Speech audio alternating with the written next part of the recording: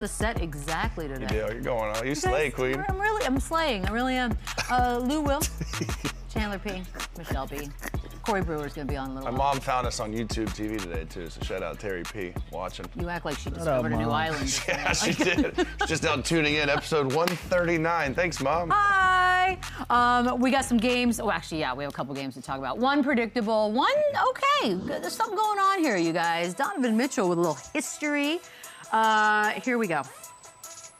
It's tied series, but this was a 112-103 win.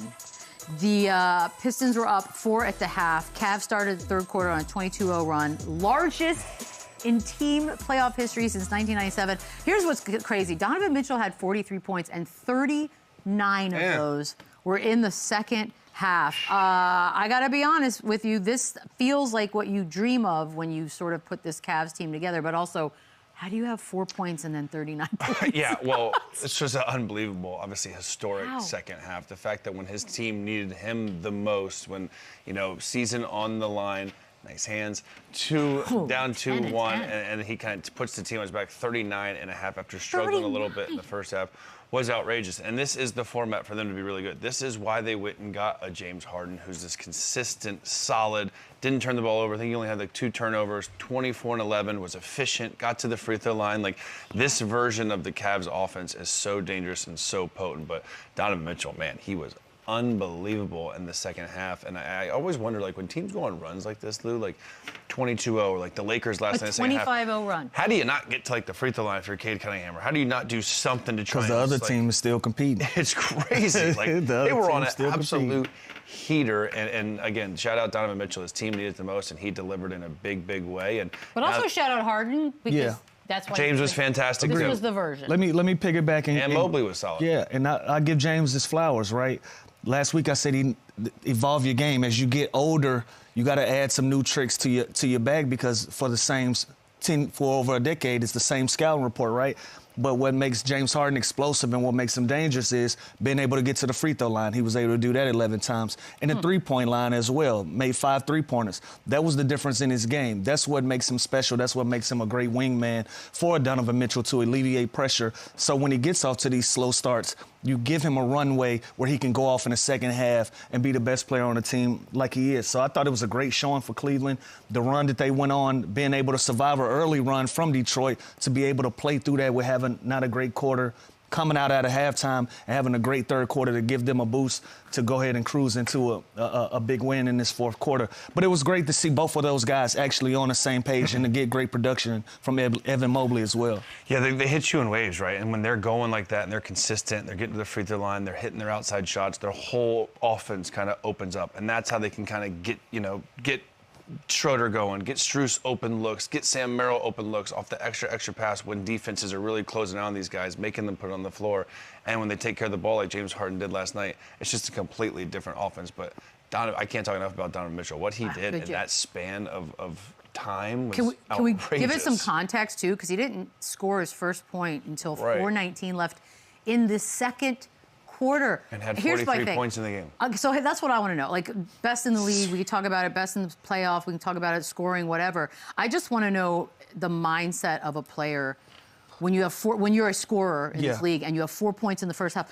What happens in that locker room at halftime? The game is literally dependent on it, right? And so you just evaluate everything. Being a scorer myself, right? If I'm having a slow half, I start to make my adjustments. I start to think, where is the game going for me? Is this a facilitator night? Is this a night where I need to be more aggressive, or do I just need to crash out and just start being aggressive and just getting shots up at the rim? Because once you see one go in, you feel like you can score in bunches. And Donovan Mitchell is one of those type of guys. When he starts to get momentum, that opens up 3 levels of scoring for him. Mid-range, three-pointer, getting to the rim. Actually, it opens up 4 because he's able to get to the free throw line as well. When you start seeing that ball go in, the rim becomes like an ocean, and you can just do anything on the floor. And I think that was the adjustment that he made in the second half. Just started playing with confidence. He was able to get a floater to go. Look where he's at. That's fun. I'm 8 feet from the rim right here. Now, my legendary step through, my signature move. I'm stepping through. I'm attacking. I'm not settling. I'm getting to the rim. That's another floater. I'm another 7 to 8 feet from the rim. Now what that opens up? That's fun. Opens up the three-point line. Now we can dance now we can dance out on the perimeter. So once you start seeing a guy attack the rim, getting 5 to 10 feet from the rim, seeing a couple of those go, getting to the free throw line. Now that opens up everything, and now you're confident, and you can go out for a 39-point second half like he did. 39 points. He had 21 points in 7 minutes. Oh, no, he was cooking. Let me ask you, as opponents, cooking. where does he rank on the list of dudes who you don't want to see get hot like this? Like, where is he on that list? I mean, look, I don't know about on the list. There's so many different guys that when they get going, and like Lou said, it's just a feeling as a shooter, as a scorer. He had a where the 7-point hoop game, just right? feels this big, and everything you shoot and throw at the rim is going in. Like, you just get the craziest momentum and the craziest heat checks. We've seen Steph Curry do it. We've seen Luka do it. Anthony Edwards. Like, there's so much SGA. Like, there are so many different scorers that just obviously get hot, and there's no stopping. Especially like Lou just said, Donovan Mitchell.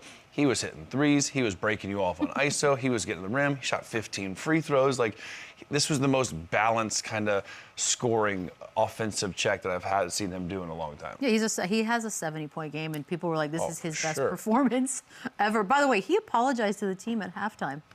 Can you imagine? This is like a movie. That's like a scripted movie. My bad, guys. Let me go get 40 in the second half. Yeah, my bad. At the 4 points I wouldn't want my star player apologizing at halftime. Like, well, bro, if he has 39 in the second half, I do. No, I don't want him apologizing. I want him to just say, let me tighten up and let me go. But to say sorry? I think it's lovely.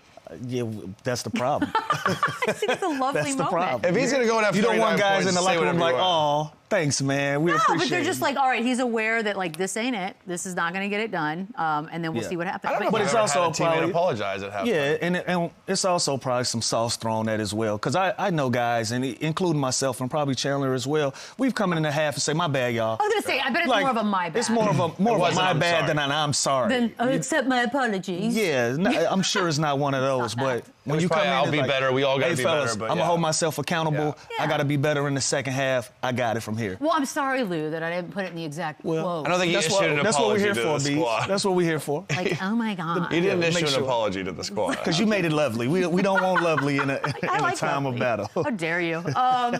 Let's talk a little Cade Cunningham. The word that you guys use a lot when we talk about Cade Cunningham, obviously he's great, but there's a lot that's expected from him, and we can talk about Jalen Duren again if you want to. But you guys always say he's too casual with the ball. Yeah. And once again, 5 turnovers, Lou. Like, what do we do here? Is he being asked to do too much? No, I think he's asked to do his job, but you got to give Cleveland their credit, right? Like, I just talked about Donovan Mitchell crashing out. Think about Matt Strus, right? Like, think about him.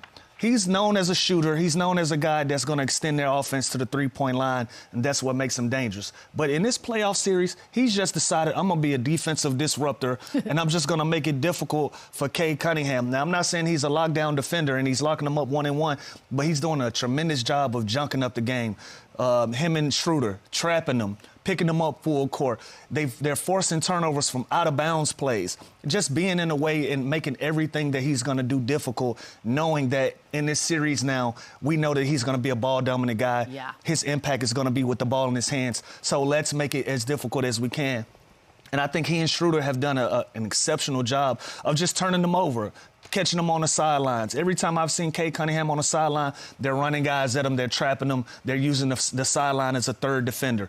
When he's taking the ball out, or if he's the guy getting the basketball up the court, boxing one type vibes, AAU vibes, making it where he can't catch the ball. Or if he is going to catch the ball, we're going to catch him on the sideline. Those guys have done a great job of just junking up the game and making it difficult for Cade. So are they asking him to do too much?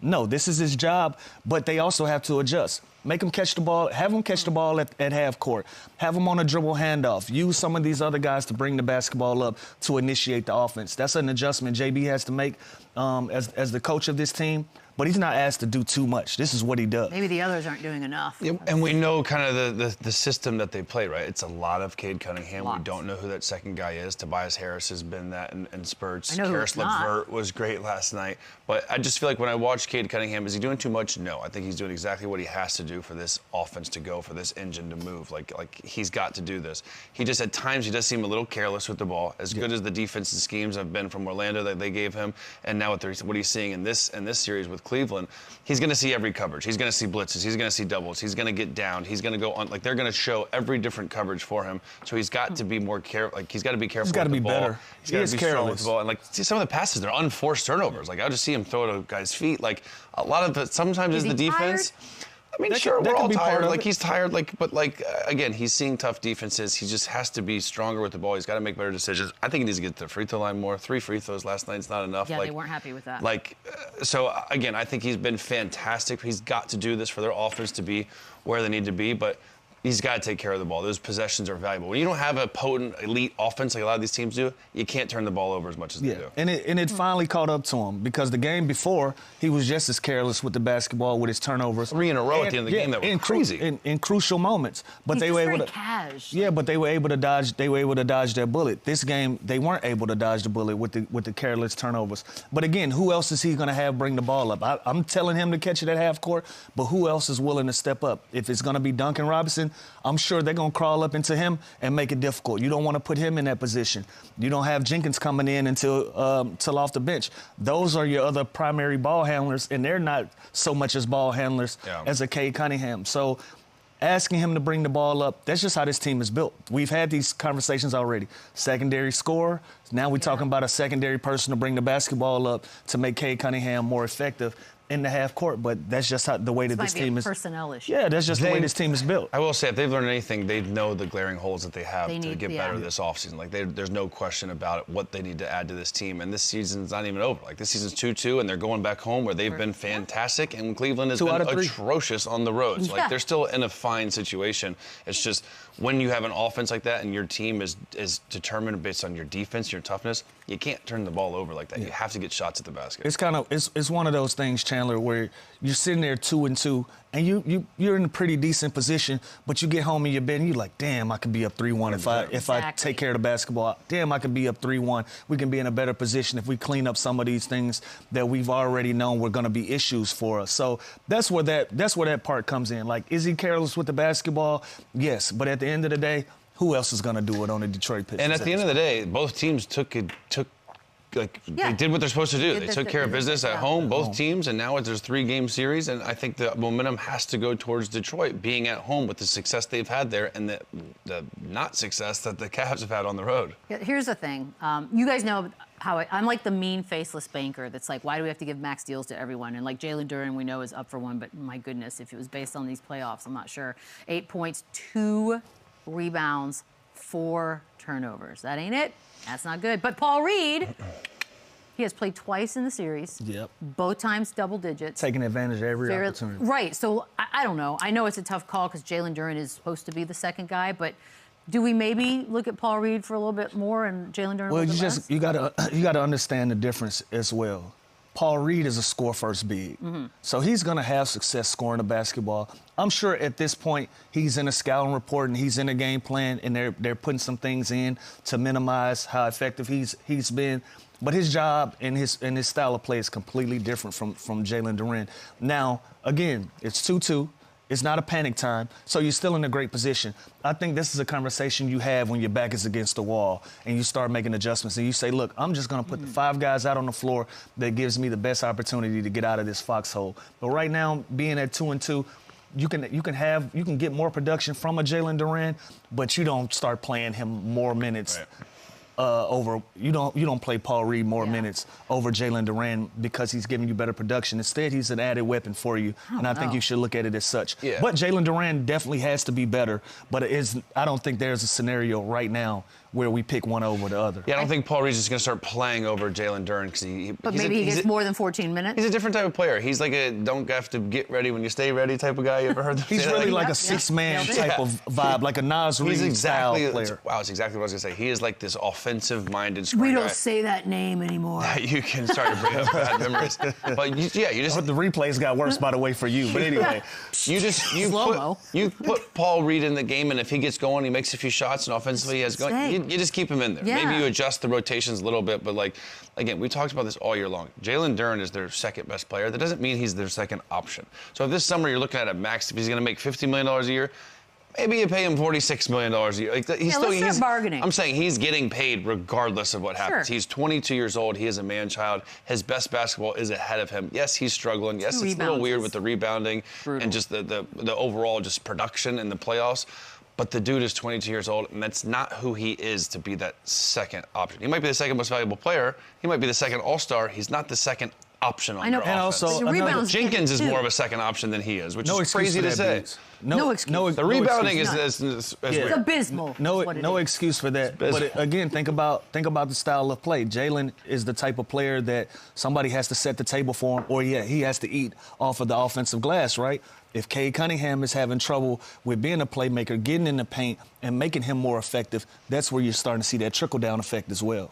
Yeah. Paul Reed can produce off the dribble. He can create his own shots. As you can see, he can catch the ball at the three-point line, get into the paint, get into his fadeaways, his floaters, finishing over guys. He got an offensive package where he can go and do those things. So completely different games. Jalen Duren, he needs Cade to go. He needs Cade to set the. Y'all are crazy. He needs Cade to set the table for him, where Paul Reed can go out, put the ball on the floor, and go get his own bucket.